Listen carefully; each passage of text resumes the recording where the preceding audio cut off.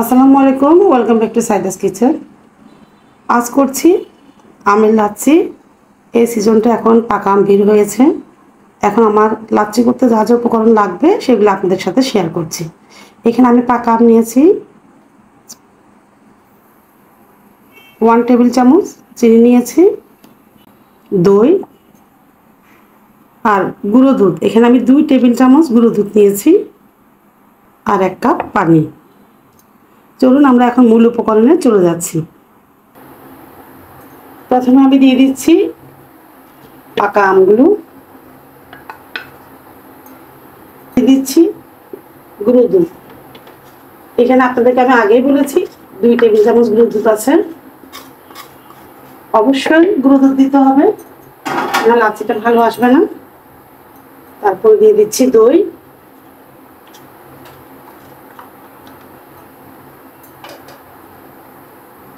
তারপরে দিয়ে দিচ্ছি আমি 1 টেবিল চামচ চিনি।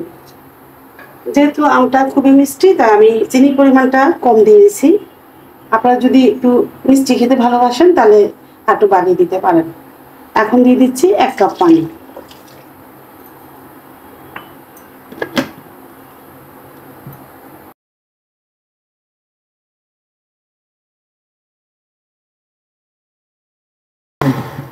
আর ব্লেন্ডার মেশিনটা অনবরত চালাবেন না, মেশিনটা নষ্ট হয়ে যাবে, তাই একটু থেমে থেমে আপনারা চালাবেন। এতে ব্লেন্ডারটাও ভালো থাকবে, ব্লেন্ডার মেশিনটাও ভালো থাকবে, আর লাচ্ছিটাও খুব ভালো হবে।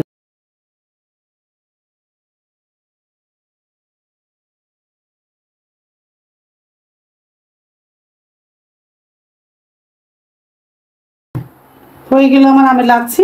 চলুন আপনাদের সাথে লাচ্ছিটা শেয়ার করি। দিয়ে দিচ্ছি কিছু বরফ কুচি। এই গরমে মন প্রাণ ঠান্ডা করার মতো একটি ডেজার্ট আপনারা বাসায় করে দেখবেন, খুবই ভালো লাগবে।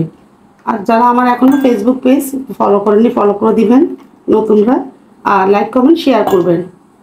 আর যারা আমার ইউটিউব চ্যানেল দেখেন তারা অবশ্যই সাবস্ক্রাইব করবেন এবং লাইক কমেন্ট শেয়ার করে আমার চ্যানেলের পাশে থাকবেন। হয়ে গেল আমার আমের লাচ্ছি। এখন আপনাদেরকে আমি একটু ঢেলে দেখাচ্ছি, বানিয়ে দেখবেন, খুবই ভালো লাগবে খেতে। বাসায় মেহমান আসলে ঝটপট আপনারা এই রেসিপিটা বানিয়ে খাওয়াতে পারবেন, মন প্রাণ জুড়ে যাবে একেবারে। আজ এই পর্যন্ত, সামনে আরও ভিডিও নিয়ে আপনাদের কাছে হাজির হব। আল্লাহ হাফেজ।